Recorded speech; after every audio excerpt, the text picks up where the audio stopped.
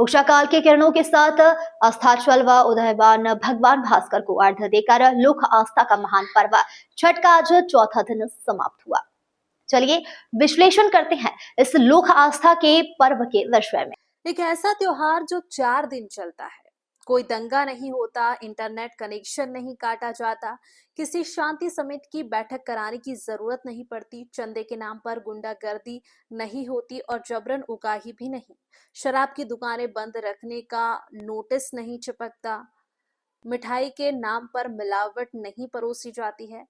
ऊंच नीच का भेदभाव नहीं होता, व्यक्ति धर्म विशेष के जयकारे नहीं लगते, किसी से अनुदान और अनुकंपा की अपेक्षा नहीं रहती, राजा रंग एक कतार में खड़े होते हैं, समझ से परे रहने वाले मंत्रों का उच्चारण नहीं होता और दान दक्षिणा का रिवाज नहीं है। एक ऐसी पूजा जिसमें कोई पुजारी नहीं होता, जिसमें देवता प्रत्यक्ष है, जिसमें डूबते सूर्य को भी पूजते हैं, जिसमें व्रती जाति समुदाय से परे है, जिसमें केवल लोक गीत गाते हैं, जिसमें पकवान घर पर बनते हैं, जिसमें घाटों पर कोई ऊंच नीच नहीं है, जिसमें प्रसाद अमीर गरीब सभी श्रद्धा से ग्रहण करते हैं, जिसमें प्रकृति संरक्षण का बोध होता है, जिसमें ग्रामीण अर्थव्यवस्था को संजीवनी मिलती हो। ऐसे सामाजिक सौहार्द, सद्भाव, शांति, समृद्धि और सादगी के महापर्व छठ की बहुत बहुत बधाई एवं हार्दिक शुभकामनाएं। छठ पूजा जो अब न सिर्फ हमारे देश बल्कि विदेशों में भी मनाया जाता है, लेकिन एक सवाल जो लोगों के मन में आता है कि आखिर इस महापर्व की शुरुआत कहां से हुई और किसने की। इस सवाल के जवाब को ढूंढने के लिए हम पहुंच गए बिहार के मुंगेर जिला। अब जितना कठिन ये सवाल है, उतना ही कठिन उस जगह तक पहुंचने के रास्ते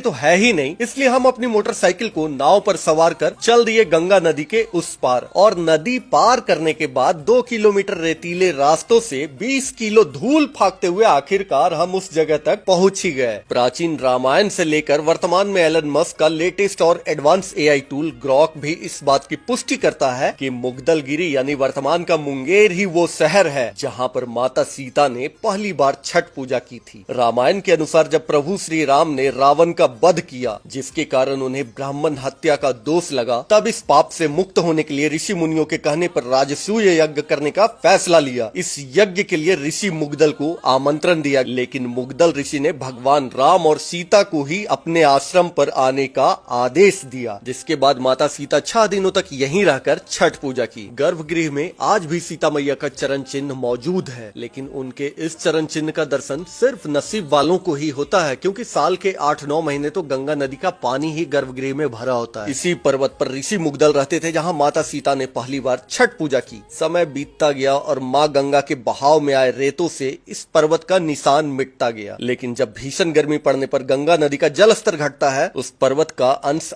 आज भी दिखता है और गर्भगृह में सीता मैया का चरण चिन्ह भी। यही कारण है कि इस मंदिर का नाम सीता चरण मंदिर है। कहते हैं कि अगर कोई सच्चे मन से यहाँ आता है तो उसकी हर मनोकामना यहाँ पूरी होती है। तो अपने इस महापर्व की अनोखी कहानी हर सनातनियों तक शेयर कर दी।